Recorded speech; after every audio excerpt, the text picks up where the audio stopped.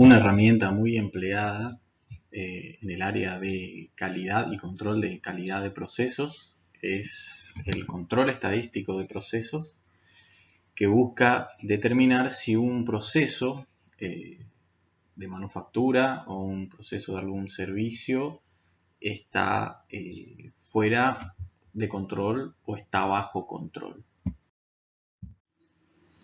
Una realidad muy conocida en todos los procesos de manufactura, y es algo que ya lo habíamos mencionado en otras unidades, es que es imposible obtener dos objetos o productos exactamente iguales. Estas variaciones entre un producto y otro pueden ser grandes o pequeñas y dependen siempre del grado de precisión y del instrumento con el que realicemos las mediciones de la característica que queremos medir. Entonces, si aumentamos el grado de precisión de un instrumento, por ejemplo, una balanza, un calibre, vamos a ver que entre dos productos de una misma línea de producción existen pequeñas variaciones que dependen de un montón de factores, entre ellos el ambiente laboral, la materia prima, el equipamiento, la calibración, el instrumento de medición, que ya vimos también que el sistema de medición tiene su propio error al realizar las mediciones. Entonces hay un sinnúmero de factores que hacen que siempre existan variaciones en cualquier línea de producción. Bueno, como mencionamos recién, estas variaciones dependen del grado de precisión del equipo con el que realicemos las mediciones. Aquí vemos también lo que recién mencionábamos, el hecho de que depende de una combinación de diversos factores. Ahora bien, mientras las variaciones que se den dentro de un proceso de producción, mientras esa variación fluctúa de manera natural o esperada, ahora vamos a ver qué significa eso, estamos frente a causas aleatorias, ¿sí? Que son las causas, o sea, es la variación natural que se espera que tenga un proceso de producción. Pero si las causas de la variación son fácilmente identificables, o sea, suelen ser a veces de una magnitud mayor que las aleatorias, en este caso estamos frente a causas asignables. O sea, en ese caso hay algún problema, hay algún factor, alguna variable, algún parámetro al que podemos asignar la variación que hubo en el proceso. O sea, quiere decir que podemos identificar el problema que está teniendo nuestro proceso. Ese es el caso de una causa asignable. Y cuando tengamos causas asignables dentro de un proceso de producción, el proceso está fuera de control. Entonces, cuando solo hay causas aleatorias en un proceso de producción, podemos decir que el proceso está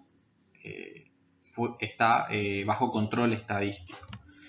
Pero cuando las variaciones de nuestro proceso se puede asignar a algún factor, quiere decir que nuestro proceso está fuera de control y debemos identificar la causa, ¿sí? Que hace que nuestro proceso se salga de control y buscar alguna solución para ese problema. Y aquí es donde aparece el control estadístico de procesos, que de manera sintética busca medir el funcionamiento del proceso utilizando herramientas estadísticas para poder realizar un estudio de control estadístico. Es necesario realizar la recolección de los datos que vamos a cuantificar y a medir, organizarlos, interpretar los datos. Con todo esto vamos a buscar una señal estadística, se puede decir, que vamos a representar los datos que hayamos recolectado en una gráfica y en esta gráfica vamos a poder determinar si hay variaciones asignables o aleatorias. Y básicamente el control estadístico se usa para controlar un proceso de producción, para analizar si está bajo control o fuera de control, y además para examinar muestras de producción, cómo se comporta un lote de producción o un proceso productivo en función de los productos que van saliendo, los lotes que van saliendo. Bueno, y aquí algunos objetivos del control estadístico, que es predecir el comportamiento a corto plazo normalmente del proceso, porque bueno, estamos analizando en el momento, así que básicamente es a corto plazo. Detectar e investigar problemas que se pueden presentar justamente buscando estas causas asignables, ¿no es cierto? Y tomar acciones correctivas para eliminar los problemas y preventivas para lograr su mejora de manera gradual y permanente. Ustedes van a ver que en función de que uno va recolectando los datos, se van anotando algunos comentarios de algunas situaciones particulares que se vayan dando a medida que transcurre el proceso. Eso a nosotros nos va a permitir ver luego en la gráfica si hubo un punto fuera de control, qué pasó en ese momento y a través de acciones correctivas y preventivas veremos cómo se va mejorando de manera gradual un proceso, o sea, cómo el grado de control cada vez es más ajustado. Y entre algunos aportes, previene la necesidad de reaccionar frente a cambios menores en un proceso, suministra información clave para mejorar los procesos justamente, y obviamente la disminución de costos, que eso es algo que debe estar sí o sí prácticamente, ¿no?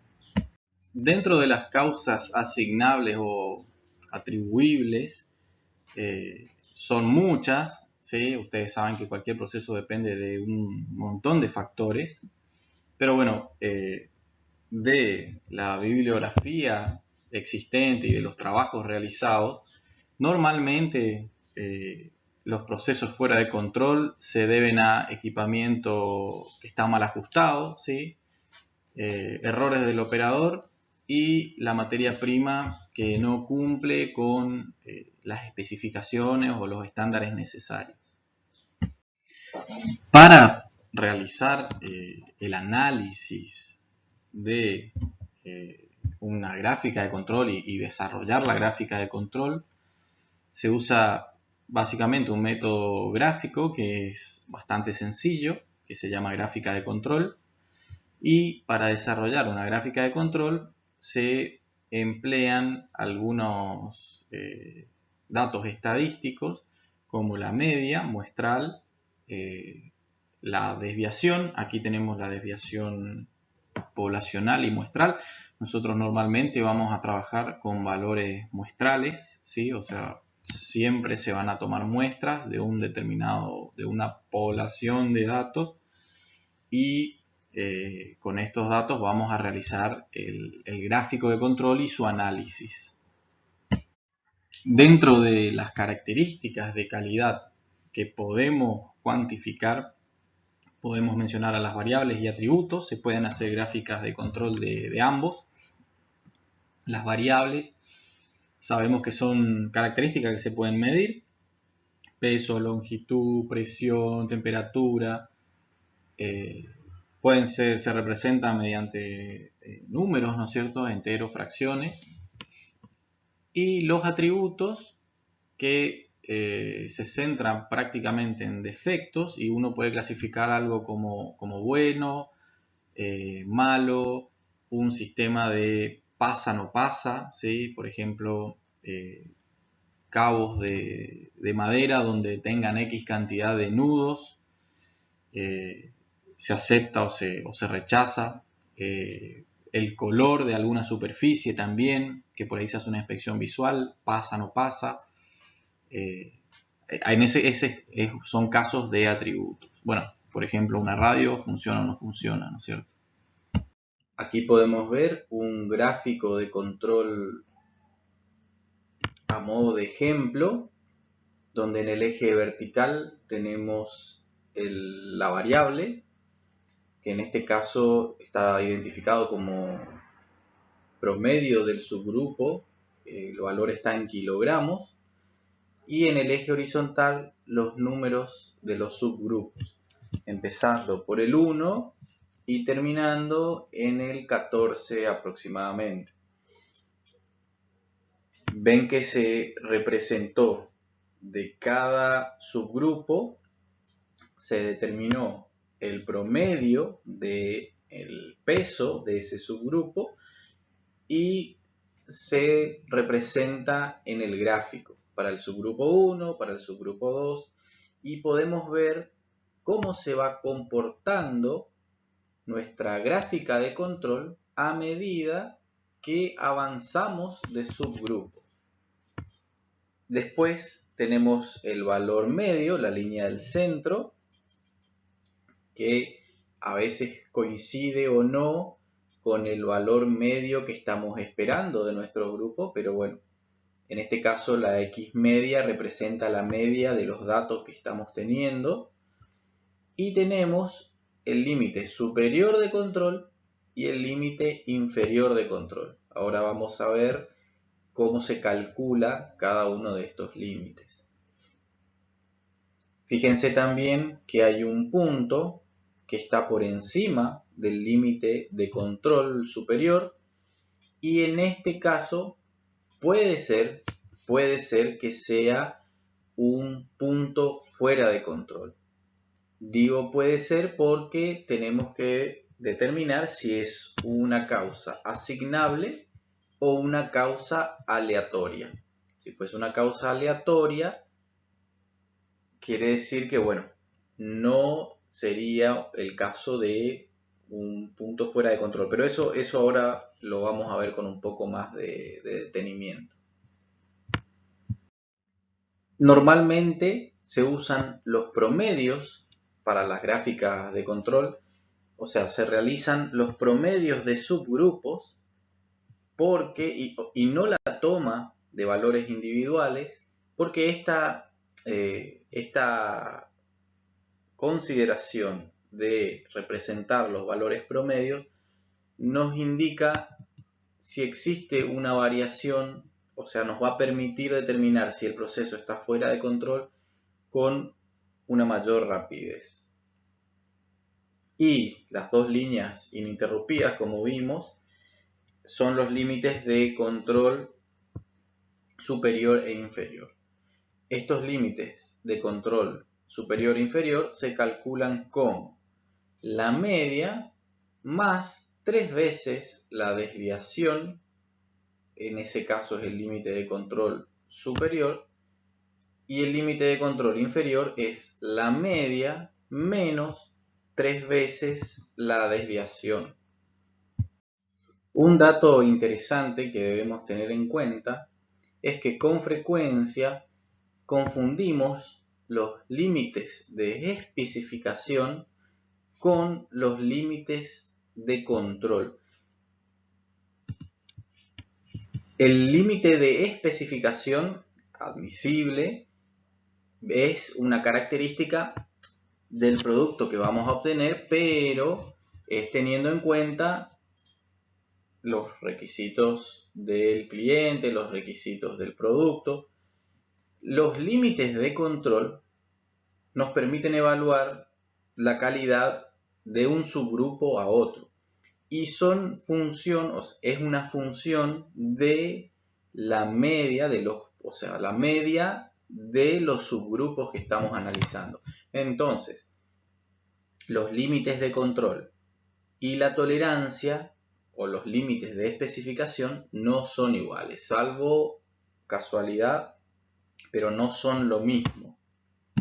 Habíamos visto que los límites superior e inferior se establecieron como la media más menos 3 veces la desviación estándar. Esta consideración se debe a que se busca con esa amplitud que el 99,73% de los datos estén dentro de nuestra campana de Gauss para ese proceso. O sea, el 99,73% de los datos debe estar bajo control.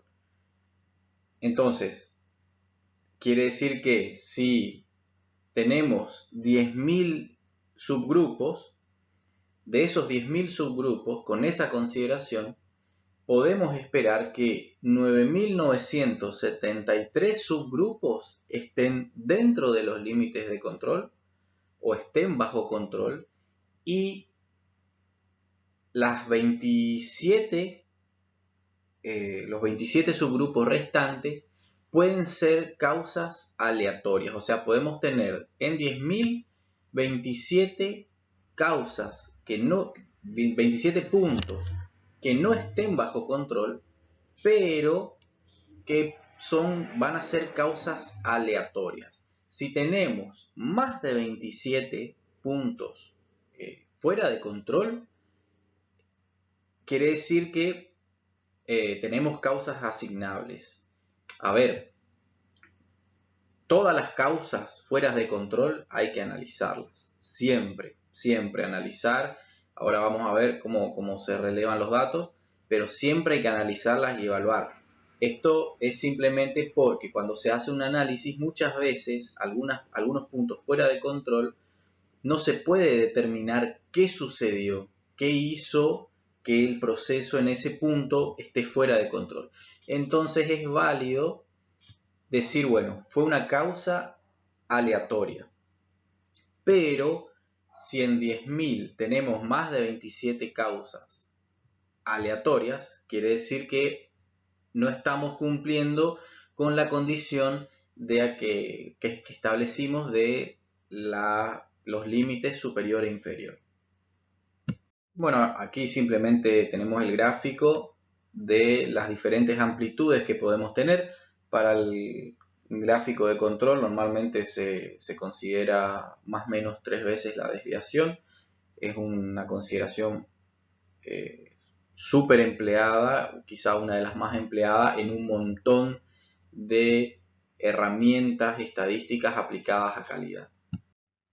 Bueno, de una manera sintética, para explicar cómo elaborar un gráfico de control, se selecciona la característica de calidad que se va a medir, se selecciona el subgrupo de piezas que se va a medir, se relevan los datos, determinamos la línea central, o sea, la media de nuestros datos, determinamos los límites de control inferior y superior, corregimos estos valores, porque ahora vamos a ver qué hacemos con los puntos que están fuera de control, y alcanzamos el objetivo.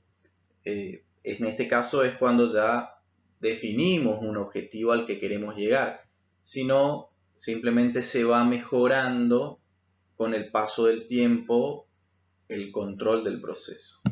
Dentro de las características de calidad que podemos seleccionar, pueden ser medidas en unidades de longitud, masa, tiempo, temperatura, intensidad luminosa, o unidades derivadas de las anteriores como velocidad, fuerza, energía.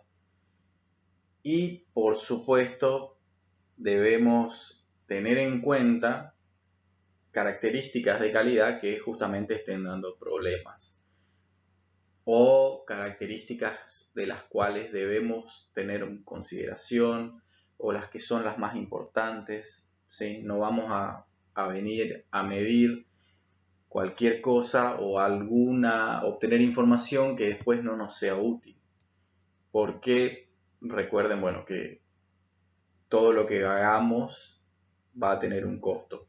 Entonces hay que tener bien en claro qué se va a medir, cómo se va a medir, en qué unidades, para realizar el trabajo de la manera más eficaz y eficiente posible, ¿no?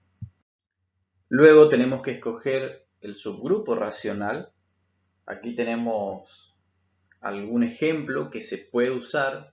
Pueden ver de bibliografía, hay varios métodos para determinar el tamaño de muestra. Aquí vemos en función del tamaño del lote, el tamaño de muestra que podemos tomar y también la frecuencia del muestreo. Como ejemplo mencionamos la regla de precontrol, que se basa en el ajuste del proceso y quiere decir que si el proceso se ajusta cada hora, cada 10 minutos hacer el muestreo, si se ajusta cada 2 horas, cada 20 minutos y así. Este es un ejemplo válido, pero pueden haber otros. Se puede seleccionar alguno puntual que se quiera realizar, se puede buscar de bibliografía, siempre y cuando que sea un muestreo que tenga algún sustento y que nos permita analizar la herramienta y analizar las muestras de la manera que haya menos ruido en el análisis. Aquí vemos un ejemplo del relevamiento de datos. Tenemos los números de subgrupos, la hora en la que se tomó la medición. Se tomaron 4 mediciones por cada subgrupo. Se determina el promedio. Se determina el rango. Si se acuerdan, el rango era el valor mayor menos el menor de todos los datos de cada subgrupo. Vamos a ver ahora cómo también se utiliza el rango. Y al final se anota, y eso es importante, cualquier variación, cualquier evento, cualquier cosa diferente de una operación normal. O sea, qué estuvo sucediendo, qué pudo pasar, para que después podamos analizar con algo de criterio qué pasó. Si hay un punto fuera de control en ese lugar y tenemos algo de qué sospechar. Porque si no anotamos nada de lo que está sucediendo junto con el relevamiento de los datos, no va a ser muy difícil obtener o determinar la causa del problema. Fíjense que aquí, para simplificar, se anotaron los valores después de la coma, pero las medidas son a partir de los 6 milímetros y es 6,35. Entonces, en ese caso, por ejemplo, se anotó solo el 35. Lo mismo para todos los datos. Fíjense que después el promedio da en valores de 6,36, 6,40, 6,65, pero en las X sub 1, X sub 2, X sub 3 y X sub 4 se anotaron solo los valores decimales. Eso es para que cuando vean no les parezca raro. Es una manera de anotar los datos nada más. Una vez que tenemos los datos, vamos a determinar las líneas centrales para las gráficas de X media y R, que el rango también se usa porque el rango nos permite a veces determinar una situación fuera de control que los valores de las medias no. Por ejemplo, si dentro de un subgrupo tenemos una variación muy grande del rango, pero cuando hacemos el promedio, la media cae con un valor cercano a la media que determinamos, en ese caso no nos vamos a dar cuenta que hubo una variación grande dentro de la muestra. y eso sí nos permite ver el rango. Cuando hay variaciones muy significativas dentro de una muestra, el rango nos va a estar avisando de que probablemente en ese subgrupo pasó algo. Y la media en ese caso no nos va a servir. Entonces, por eso se suelen realizar los dos gráficos de control de la media muestral y se saca los rangos y se determina también el rango promedio, ¿no? Para tener las líneas centrales. Aquí podemos ver qué significa cada una de las variables que están ahí. La X con doble raya encima es el promedio de los subgrupos, que estos subgrupos a su vez ya son un promedio de cada uno de los valores individuales de ese subgrupo. La variable G es la cantidad de subgrupos, el rango, la R con la barra encima es el promedio de los rangos de subgrupos y finalmente tenemos los rangos individuales de cada uno de los subgrupos.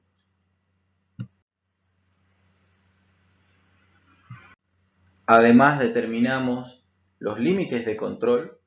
Para eso debemos determinar las desviaciones que vimos anteriormente las fórmulas. Determinamos la desviación estándar para el rango, para la media y posteriormente procedemos a realizar el gráfico de control del proceso que estuvimos analizando. Fíjense que aquí tenemos un gráfico de los valores promedio y de los rangos. Fíjense que tenemos los límites de control en ambos casos, las líneas punteadas. También están marcados algunos puntos que están fuera de los límites de control.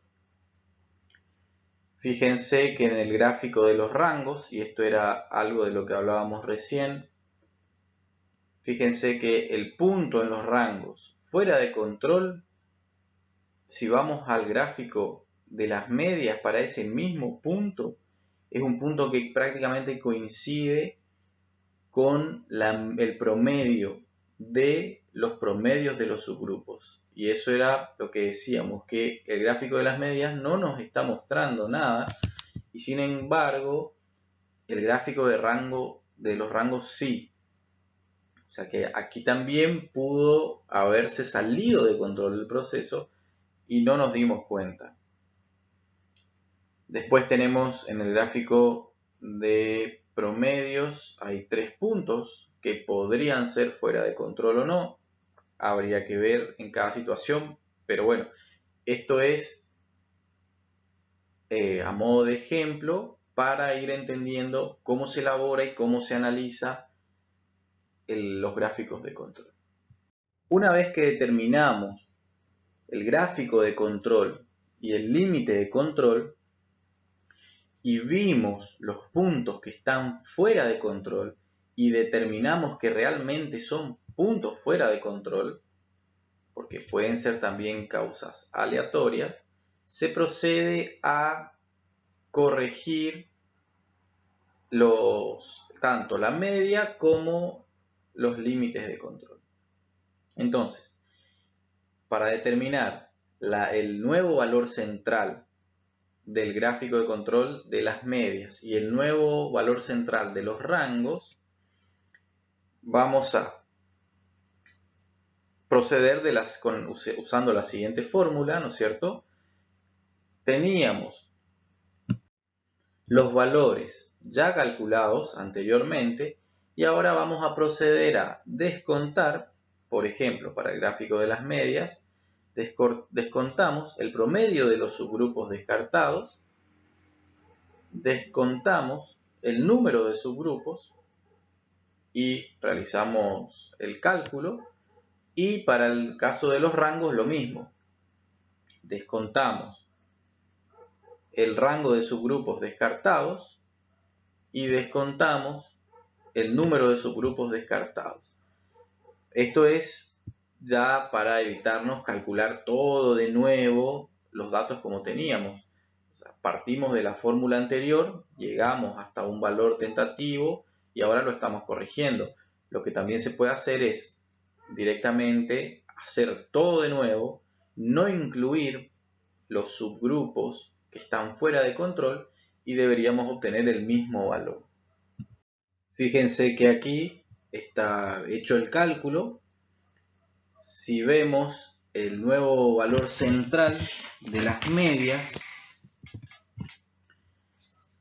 está calculado y se le ha descontado dos subgrupos. Si ustedes se acuerdan, había tres valores que estaban fuera de los límites, pero se asumió que uno de esos tres valores es una causa aleatoria. Entonces, para ese caso no vamos a realizar la modificación.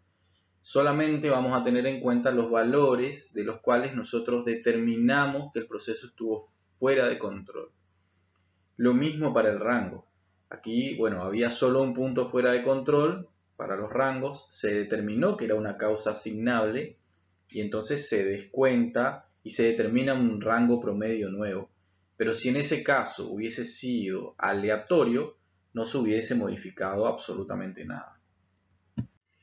Y finalmente, cuando tenemos los valores centrales y los valores de rango, o sea, el valor central de las medias y el valor central de los rangos, calculamos de nuevo y graficamos de nuevo el gráfico de control.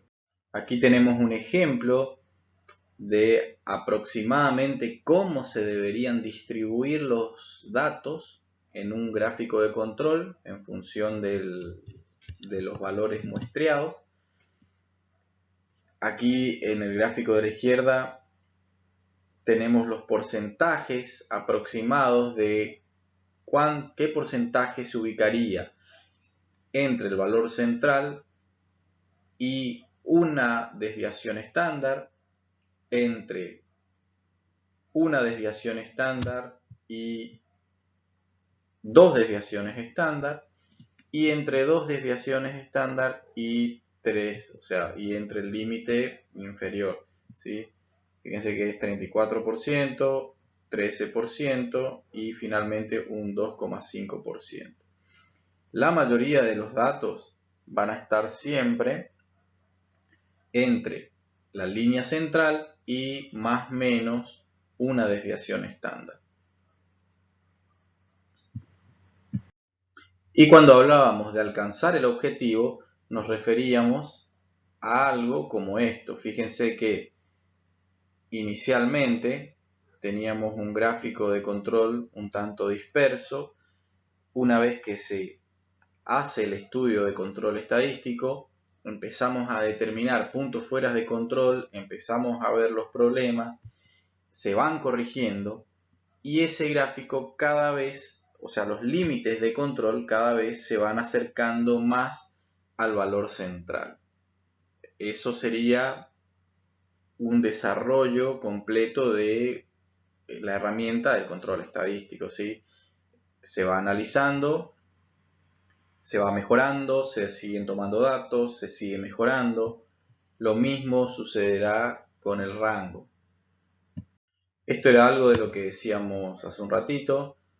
El 34% de los datos estará dentro de una banda imaginaria a una desviación estándar en ambos lados de la línea central, alrededor de 13,5 entre esa banda imaginaria entre 1 y 2 desviaciones estándar, y finalmente era 2,5 entre 2 y 3 desviaciones estándar. Bueno, y aquí a modo de ejemplo, no a modo de ejemplo, sino más bien otro caso de un proceso fuera de control, porque nosotros hasta ahora hemos visto que es solamente si un punto está fuera de control, fuera de los límites, puede ser un caso fuera de control. Eso no es tan así, y ahora lo vamos a ver. Fíjense que aquí hay está mostrando muchos ejemplos de procesos fuera de control. Para el primer caso, si miran bien a la izquierda, el caso 1, nos está mostrando un punto por encima o por debajo del límite superior e inferior de control.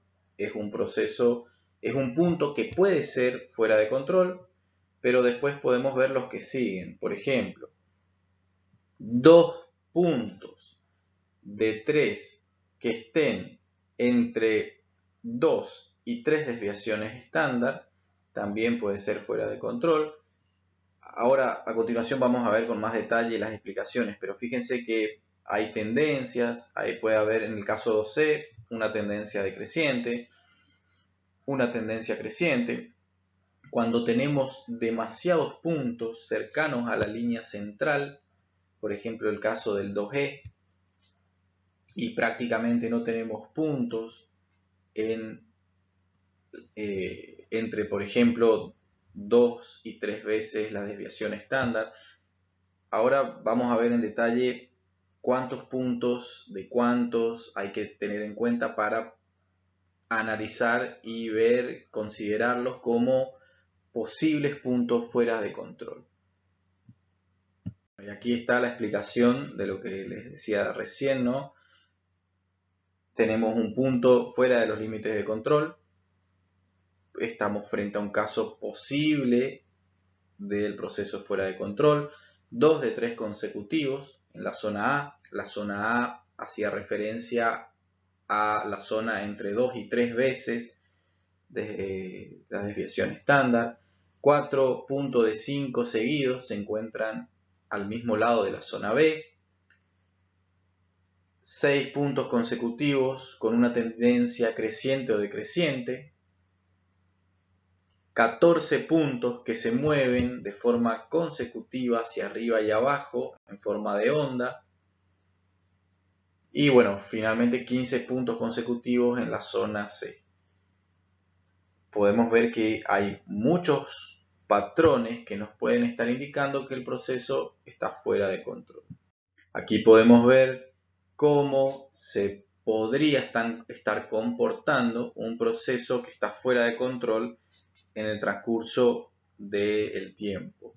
Fíjense, para el primer caso hay una tendencia levemente creciente. Para el segundo caso hay una tendencia como que el proceso tiene ondulaciones o hace un zigzag.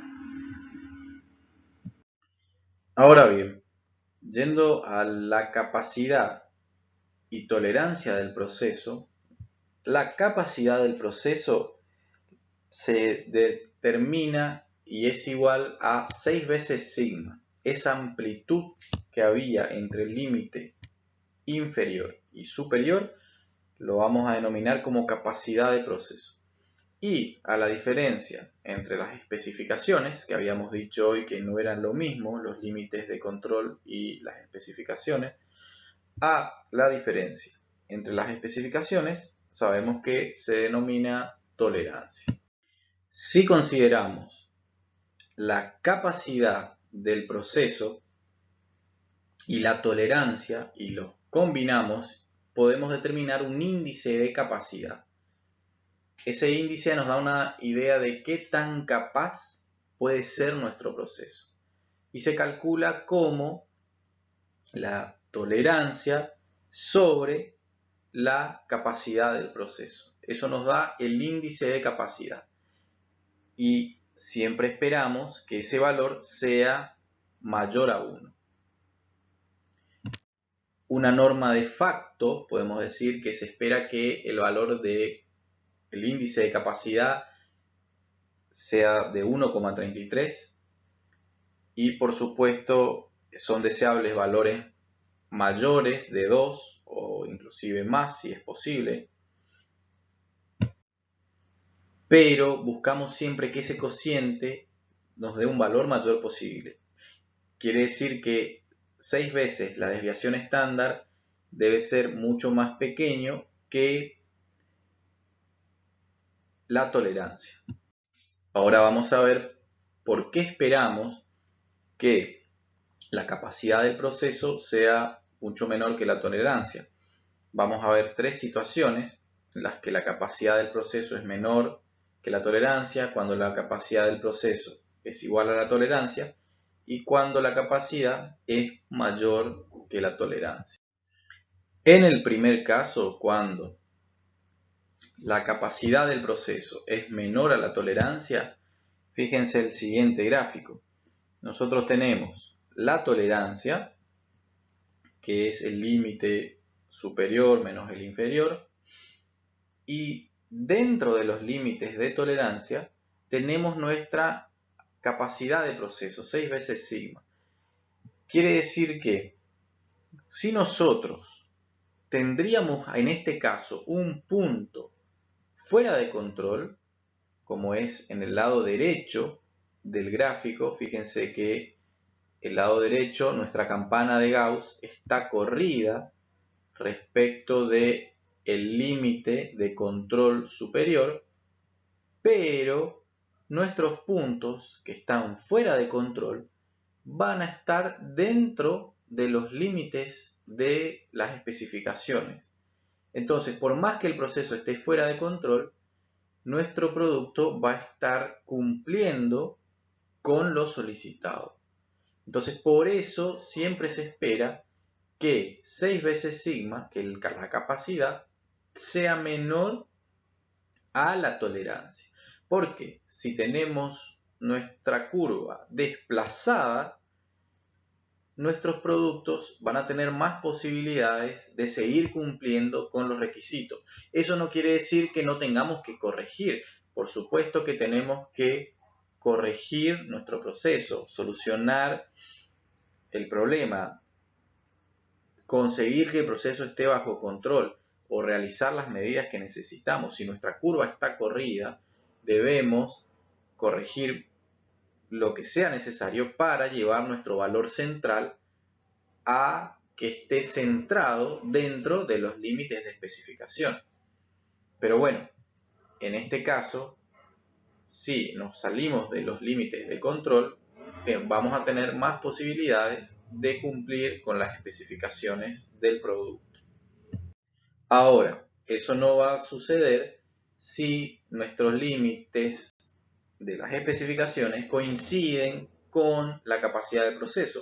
Fíjense que si nos vemos como en el caso anterior, si la curva está desplazada, vamos a tener mayores posibilidades de que nuestro producto no cumpla con las especificaciones y sea un desperdicio o haya que reprocesarlo o cualquier otra actividad correctiva.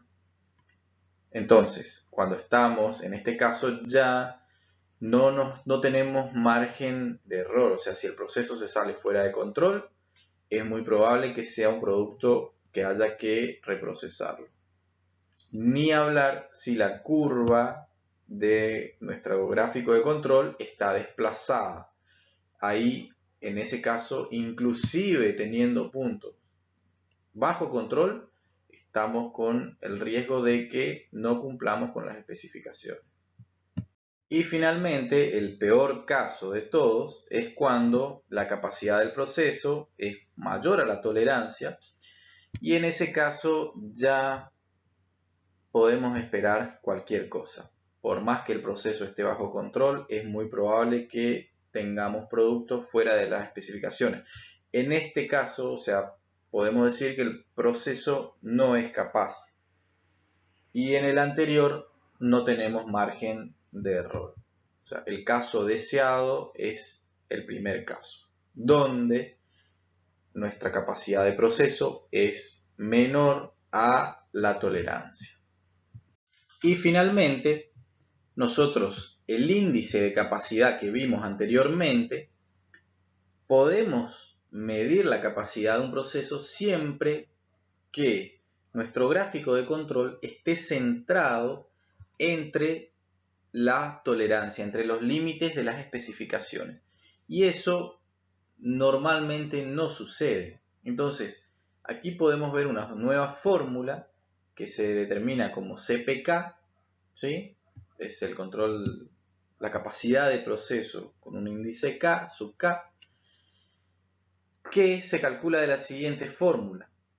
Se selecciona el valor mínimo entre el valor de la especificación superior menos el valor promedio de nuestro gráfico de control, la línea central de nuestra gráfica de control,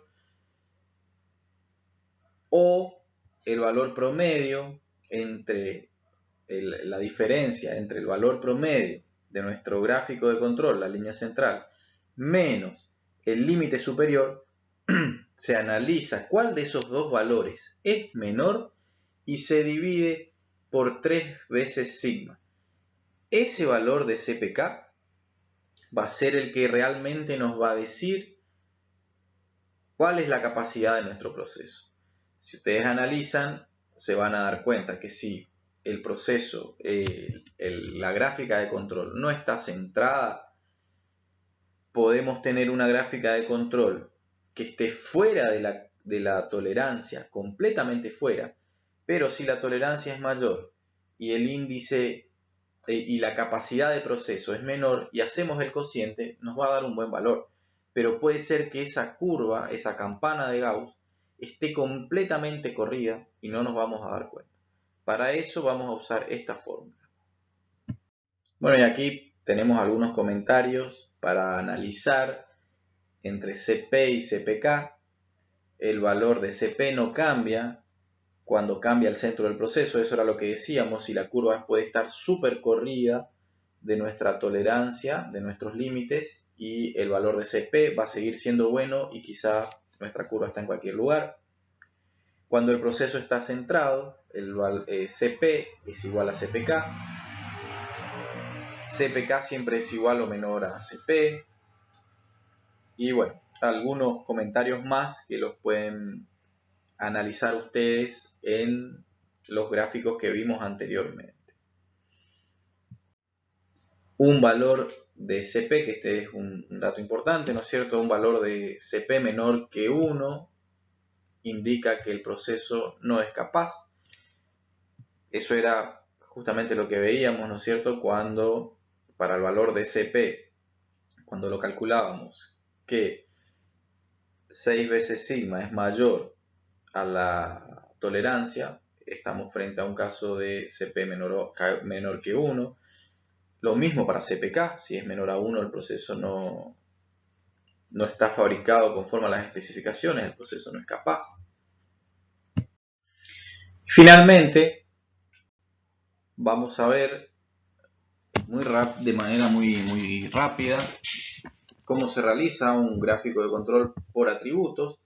Vimos ejemplos de atributos, que es cuando no podemos realizar mediciones o no tenemos con qué medir alguna característica, por ejemplo color, rayas, algún tipo de daño.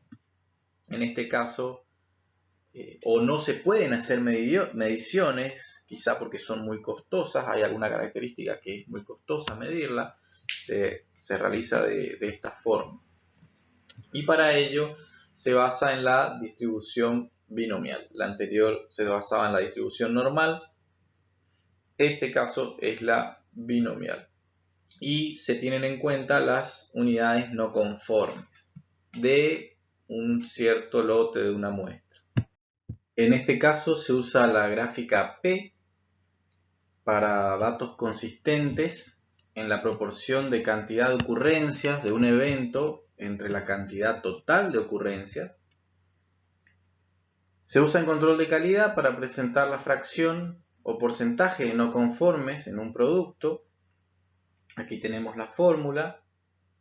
P es la proporción o fracción de no conformes en la muestra o subgrupo, donde tenemos N, que es el número en la muestra o subgrupo, y NP es el número de no conformes. Entonces esto nos da la proporción de no conformes. El tamaño de subgrupo para la gráfica P puede ser variable o constante. Normalmente se prefiere que sea constante, que se muestre siempre la misma cantidad de productos. Para elaborar una gráfica de control para la variable P de un tamaño constante de subgrupo, Se seleccionan las características de calidad. Se puede seleccionar una sola característica, un grupo de características, el producto completo, varios productos. O sea, se debe tener algún criterio para seleccionar las características de calidad, cuándo se va a considerar que es no conforme o es conforme. Y se determina el tamaño del subgrupo y el método. Este tamaño de subgrupo suele ser una función de la proporción de no conformes. Fíjense que aquí tenemos una fórmula para clarificar un poco lo que veníamos diciendo. Este es un método para determinar el tamaño de la muestra, donde, bueno, n es el tamaño de la muestra, p es la estimación de la proporción de no conformes en la población, que habíamos dicho recién que el tamaño de la muestra era una función de los no conformes. Si no tenemos una estimación inicial, se supone, por ejemplo, el caso peor, donde el 50% es no conforme. Por seguridad se prefiere muchas veces estimar por exceso y no subestimar.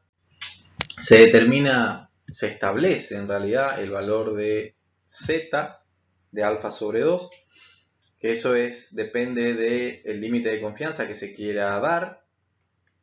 Tenemos la variable e, que es el error máximo admisible en la estimación de p, que se representa por la precisión por p, y de esta forma determinamos el tamaño de la muestra. Se deben reunir los datos. Aquí una sugerencia es 25 subgrupos, pueden ser muchos más, ¿sí? Lo importante es que no sean pocos subgrupos para este caso de atributos. Se calculan la línea central y los límites tentativos de control. Aquí están las fórmulas para calcular, donde P raya es la proporción promedio de no conformes de todos los subgrupos, N es el número inspeccionado en un subgrupo, y tenemos el límite, los límites superior e inferior, ¿no es cierto? Se calculan con la siguiente forma. Y luego realizamos de igual manera que para el caso de variables, el gráfico de control, establecimos los límites, vemos los puntos fuera de control, se procede de igual manera, se analiza qué pasó en ese punto. Fíjense que aquí tenemos un punto que es 0,053, que está fuera de control. Se analiza si fue una causa aleatoria o asignable. Se establecen la línea central y los límites de control revisados de igual manera que el caso anterior, donde tenemos de la P barra nueva, que es la P corregida, tenemos el número de no conformes en los subgrupos desechados, el número inspeccionado en los subgrupos desechados. Aquí están bien claras las ecuaciones para calcular nuevamente los límites. Y finalmente vamos a ver cómo debería evolucionar un gráfico de control por atributo. Fíjense que a medida que pasa el tiempo o pasan las muestras y se va mejorando el proceso, los límites se van achicando. Fíjense que aquí el límite superior puede coincidir con 0 en algunos casos, y a veces es un tanto mayor, pero a medida que se va mejorando se va a ir acercando a 0 hasta que sea coincidente con 0 el valor inferior, y el límite superior se va a ir acercando cada vez más hasta tener la menor proporción de productos no conformes.